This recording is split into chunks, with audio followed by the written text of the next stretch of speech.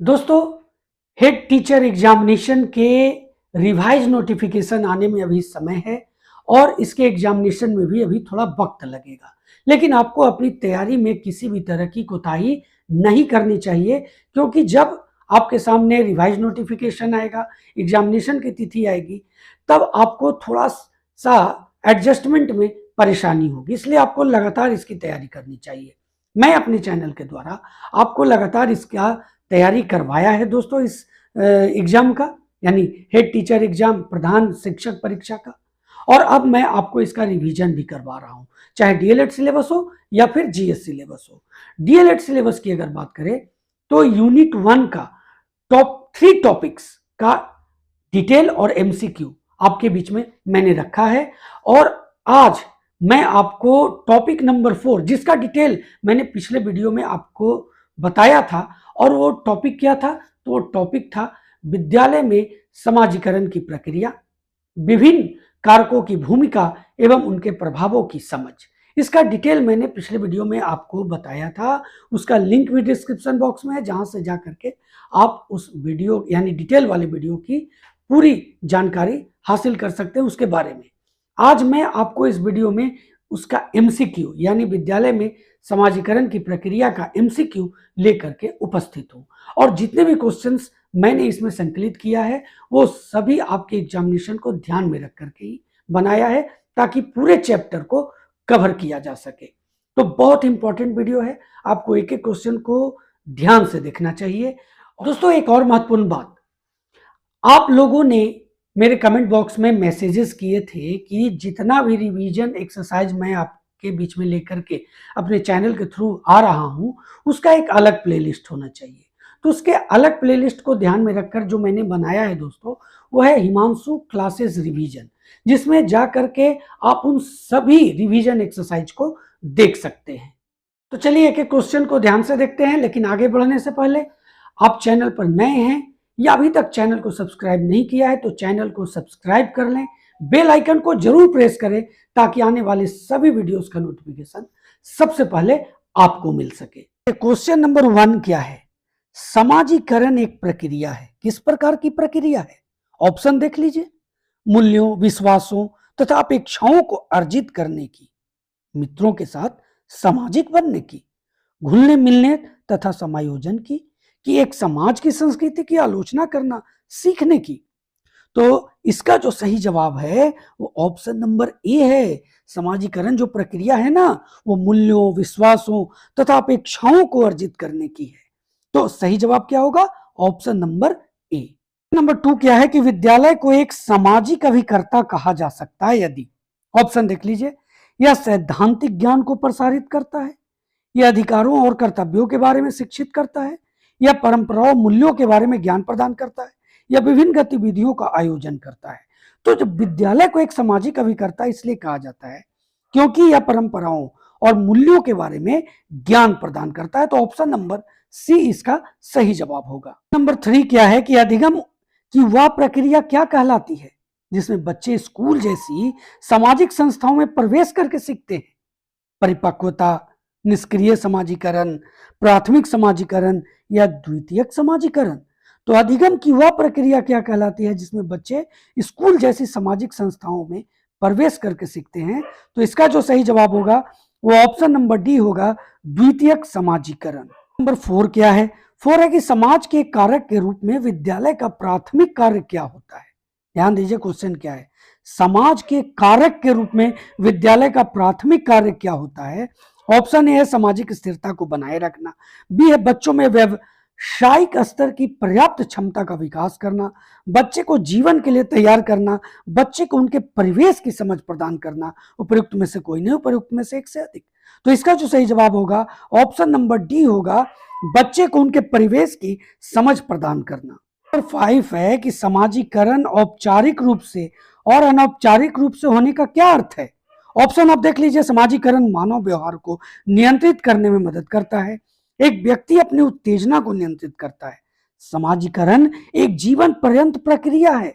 समाजीकरण स्कूलों और परिवारों में प्रत्यक्ष निर्देश के माध्यम से होता है। उपयुक्त में से कोई नहीं, उपयुक्त में से एक से अधिक। तो क्वेश्चन को ध्यान से आप देखिए कि समाजीकरण औपचारिक रूप से और अनौपचारिक रूप से होने का क्या अर्थ है? तो इसका जवाब है समाजीकरण स्कूलों और परिवारों में प्रत्यक्ष निर्देश के माध्यम से होता है, यानी ऑप्शन नंबर डी इसका सही जवाब है। क्वेश्चन नंबर 6 है कि एक शिक्षक होने के नाते आप सामाजिक शिक्षण को क्यों महत्वपूर्ण मानते हैं? बहुत इंपॉर्टेंट क्वेश्चन है। ऑप्शन आप देख लीजिए, यह सबसे आसान शिक्षण है, बच्चों के समाजीकरण में सहायक है, बच्चों को अच्छे प्राप्तांक दिलाने में सहायक है, बच्चों को अनुशासित करने में सहायक है। उपर्युक्त में से कोई नहीं, उपर्युक्त में से एक से अधिक। तो इसका जो सही जवाब है ऑप्शन नंबर बी होगा, बच्चों के समाजीकरण में सहायक है। क्वेश्चन नंबर 7 भी इंपॉर्टेंट है, क्योंकि जो भी क्वेश्चंस मैं आपको यहाँ बता रहा हूं वो सभी बहुत इंपॉर्टेंट हैं। आपके पूरे एग्जामिनेशन को ध्यान में रख करके बनाया गया है, पूरे चैप्टर को कवर करता है। तो नंबर 7 है कि आप अपनी कक्षा में बच्चों का सामाजिक, शारीरिक व संवेगात्मक विकास करना चाहते हैं, तो आप निम्न में से किसका चुनाव करेंगे? अब ऑप्शन देख लीजिए, इसमें से किसका आपको चुनाव करना है। बच्चों को कक्षा में चुपचाप बैठकर पढ़ने को कहेंगे तथा साथ ही आप ही चुपचाप बैठ जाएंगे। ऑप्शन बी है कि बच्चों को विभिन्न प्रकार की खेल प्रक्रिया सिखाएंगे। ऑप्शन सी, आप कक्षा को बंद कर देंगे और सभी बच्चों को उनके घर भेज देंगे। सभी को इस क्रिया की पूर्ति करना संभव नहीं है। उपयुक्त में से कोई नहीं, उपयुक्त में से एक से अधिक। तो देखिए, कुछ तो आपको एकदम समझ में आया होगा कि ये होगा नहीं, तो होगा कौन? तो जो किसका चुनाव करेंगे, तो आप चुनाव करेंगे ऑप्शन नंबर बी का, यानी बच्चों को विभिन्न प्रकार की खेल प्रक्रिया सिखाएंगे, अगर आप बच्चों का सामाजिक, शारीरिक और संवेगात्मक विकास करना चाहते हैं। क्वेश्चन नंबर 8 बहुत ही ध्यान से देखने लायक है क्वेश्चन ये, और इसको समझने की चीज है। देखिए, विद्यालय बच्चों को अपने परिवार, जाति, आस पड़ोस से अर्जित किस दृश्य प्रवृत्ति को, ध्यान दीजिएगा, किस दृश्य प्रवृत्ति को दूर कर उनका समाजीकरण करते हैं? अंधविश्वास को, कुरीतियों, संकीर्णता और अनुशासनहीनता। अब देखिए, जो दृश्य प्रवृत्ति है जिसको दूर करके समाजीकरण किया जा सकता है, तो ये जितना भी आप ए से डी तक देख रहे हैं, ये सभी ऐसी दृश्य प्रवृत्ति है जिसको जो परिवार, जाति, आस पड़ोस से अर्जित होते हैं, और इसको विद्यालय दूर करता है अपने बच्चों के अंदर से और समाजीकरण करते हैं। यानी इसका जो सही जवाब होगा वो ऑप्शन नंबर ई होगा, उपयुक्त में से एक से अधिक। क्वेश्चन नंबर 9, विद्यालय समाजीकरण के क्षेत्र में न केवल इसका भी कारण है, अपितु वह समाज की सांस्कृतिक प्रगति का है। क्या है? आलोचक है, संरक्षक है, समर्थक है या संशोधक भी है। तो इसका जो सही जवाब होगा वो ऑप्शन नंबर बी होगा, संरक्षक भी है। इस क्लास का क्वेश्चन नंबर 10, छोटे शिक्षार्थी जो होते हैं उनको कक्ष में समवयस्कों के साथ अंतःक्रिया करने के लिए प्रोत्साहित करना चाहिए, जिससे, ऑप्शन ए देख लीजिए, वे एक दूसरे से प्रश्नों के उत्तर सीख सके, पाठ्यक्रम को बहुत जल्दी पूरा किया जा सके, वे पढ़ने के दौरान सामाजिक कौशल सीख सके, शिक्षक कक्ष को बेहतर तरीके से नियंत्रित कर सके, या उपयुक्त में से कोई नहीं, उपयुक्त में से एक से अधिक। तो दोस्तों, छोटे शिक्षार्थियों को कक्ष में समवयस्कों के साथ अंतःक्रिया करने के लिए प्रोत्साहित करना चाहिए, जिससे वे पढ़ने के दौरान सामाजिक कौशल सीख सके। ऑप्शन नंबर सी इसका सही जवाब हुआ। क्वेश्चन नंबर 11 क्या है कि निम्नलिखित में कौन से बच्चों के समाजीकरण को प्रगतिशील मॉडल के संदर्भ में सही नहीं है? समूह कार्य में सक्रिय सहभागिता तथा सामाजिक कौशल का सीखना। बच्चे विद्यालय में बताई गई बातों को स्वीकार करते हैं, चाहे उनकी सामाजिक पृष्ठभूमि कुछ भी हो। कक्षा में प्रजातंत्र के लिए स्थान होना चाहिए। समाजीकरण सामाजिक नियमों का अधिग्रहण है। तो ऑप्शन ए, सी और डी, ये जो प्रगतिशील मॉडल जो है दोस्तों, इसके संदर्भ में सही है। लेकिन ऑप्शन नंबर बी, बच्चे विद्यालय में बताई गई बातों को स्वीकार करते हैं, चाहे उनकी सामाजिक पृष्ठभूमि कुछ भी हो, यह प्रगतिशील मॉडल के संदर्भ में सही नहीं है। तो आ जाइए नेक्स्ट क्वेश्चन। नेक्स्ट क्वेश्चन है क्या, विद्यालय और समाजीकरण के बारे में निम्नलिखित में से क्या सत्य है? ऑप्शन आप देख लीजिए, विद्यालय समाजीकरण का पहला मुख्य कारक है। ऑप्शन बी है कि विद्यालय समाजीकरण का एक महत्वपूर्ण कारक है। ऑप्शन सी है दोस्तों कि समाजीकरण में विद्यालय की कोई भूमिका नहीं होती, और ऑप्शन डी है कि समाजीकरण में विद्यालय की बहुत थोड़ी भूमिका होती है।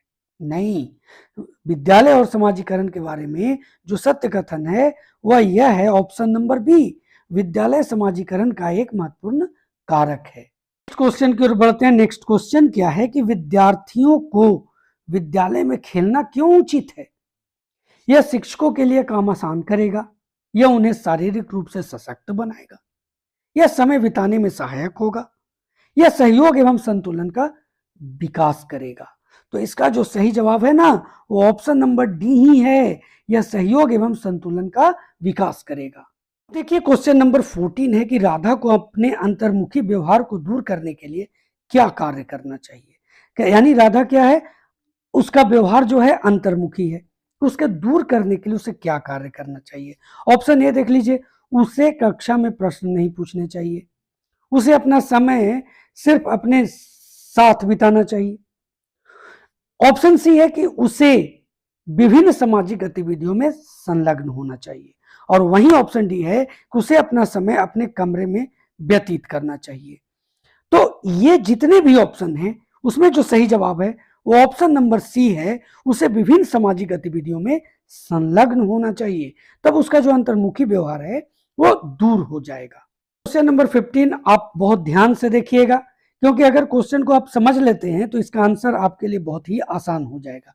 क्वेश्चन क्या है कि एक गतिविधि जो पूरे विद्यालय की आबादी को महत्वपूर्ण जानकारी प्रदान करने, विद्यालय की भावना को बढ़ाने और विद्यालय के भीतर समुदाय की भावना को बढ़ावा देने के लिए इसे सबसे अच्छी तरह से जाना जाता है।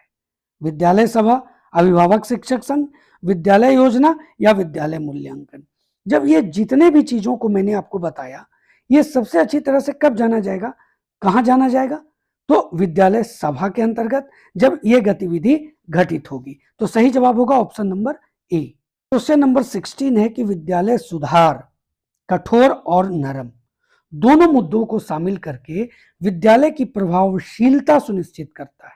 यहां कठिन मुद्दों का उल्लेख है, यानी कठिन जो शब्द आ रहा है वो किन मुद्दों का उल्लेख करता है। ऑप्शन ए देख लीजिए, रणनीतियों, नीतियों, संरचनाओं और प्रणालियों का विकास करना। ऑप्शन बी है उचित कौशल, व्यवहार और दृष्टिकोण विकसित करना। ऑप्शन सी है विकासशील संस्कृति और प्रभावी नेतृत्व की एक शैली। वहीं ऑप्शन डी है कि आवश्यक व्यवहार, कौशल और ज्ञान का विकास करना। उपयुक्त में से कोई नहीं, उपर्युक्त में एक से अधिक।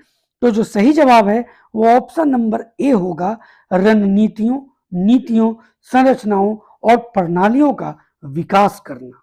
देखिए क्वेश्चन नंबर 17 है, दो ब्लैंक है यहां पर कि ये और ये समाजीकरण की द्वितीयक संस्थाएं क्या क्या है। विद्यालय और परिवार, परिवार या जनसंचार, धर्म और परिवार या विद्यालय और जनसंचार। क्या है, ध्यान दीजिए, द्वितीयक संस्थाएं। तो द्वितीयक संस्थाएं जो है वो क्या है, देखिए यहां विद्यालय भी है लेकिन परिवार नहीं, जनसंचार है तो परिवार नहीं, परिवार है तो धर्म नहीं। तो जो सही जवाब है वो ऑप्शन नंबर डी, विद्यालय और जनसंचार, यानी यहां विद्यालय यहां जनसंचार। क्वेश्चन 18 है कि बच्चों के समाजीकरण के संदर्भ में निम्न कौन सा कथन सही है। ऑप्शन आप देख लीजिए, विद्यालय समाजीकरण का एक प्राथमिक कारक और समकक्षी समाजीकरण के द्वितीयक कारक है। समकक्षी समाजीकरण के प्राथमिक कारक है कौन, विद्यालय की बात हो रही है ना। और परिवार जो है वो समाजीकरण का एक द्वितीयक कारक है। ऑप्शन सी है परिवार एवं जनसंचार दोनों समाजीकरण के द्वितीयक कारक है। वहीं ऑप्शन डी है कि विद्यालय समाजीकरण का एक द्वितीयक कारक है और परिवार समाजीकरण का एक प्राथमिक कारक है। तो जो सही जवाब होगा वो ऑप्शन नंबर डी होगा, विद्यालय समाजीकरण का एक द्वितीयक कारक है और परिवार समाजीकरण का एक प्राथमिक कारक है। नेक्स्ट क्वेश्चन कथन पर आधारित है। क्या है कथन, विद्यालय ऐसा विशिष्ट वातावरण है जहां जीवन के गुणों तथा विशिष्ट क्रियाओं और व्यवसायों की शिक्षा बालक के अंतर्निहित के विकास के लिए दी जाती है। उक्त कथन किसका है, जॉन डीवी, जीन पियाजे, कोहलबर्ग या Johnson.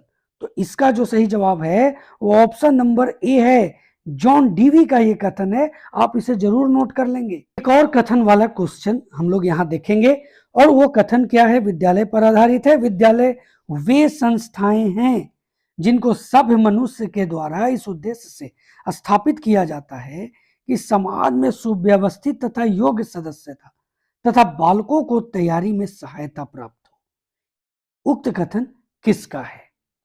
TP Nunn, John Dewey, Ross या मार्शल? तो इसका जो सही जवाब होगा वो ऑप्शन नंबर सी होगा, रॉस का ये कथन है। इसे भी आप नोट कर लेंगे। नेक्स्ट क्वेश्चन है कि कौन सा कथन सत्य है।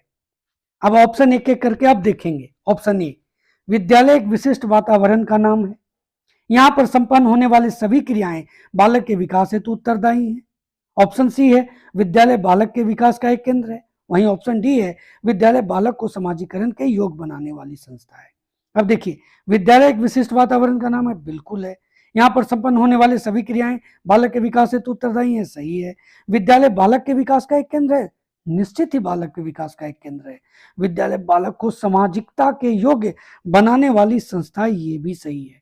तो जो सही जवाब होगा वो ऑप्शन नंबर ई होगा, उपयुक्त में से एक से अधिक। क्वेश्चन नंबर 22 भी कथन पर आधारित है, और वो कथन क्या है कि समाजीकरण वह प्रक्रिया है जिसके द्वारा बच्चा सांस्कृतिक विशेषताओं, आत्म एवं व्यक्तित्व को प्राप्त करता है।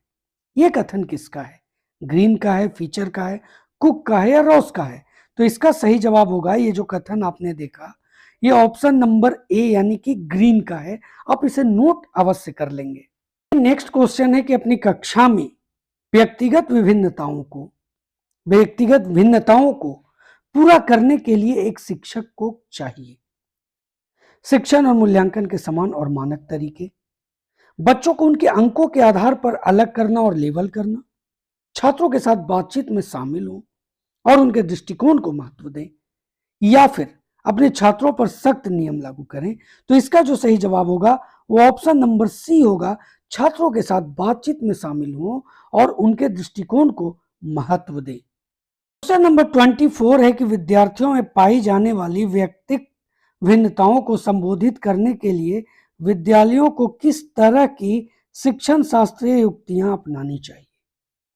सभी विद्यार्थियों के लिए एक समान पाठ्यचर्या और आकलन अपनाना, विद्यार्थियों को उनकी संज्ञानात्मक योग्यताओं के आधार पर वर्गीकृत करना और उन्हें पृथक अनुभागों में पढ़ाना।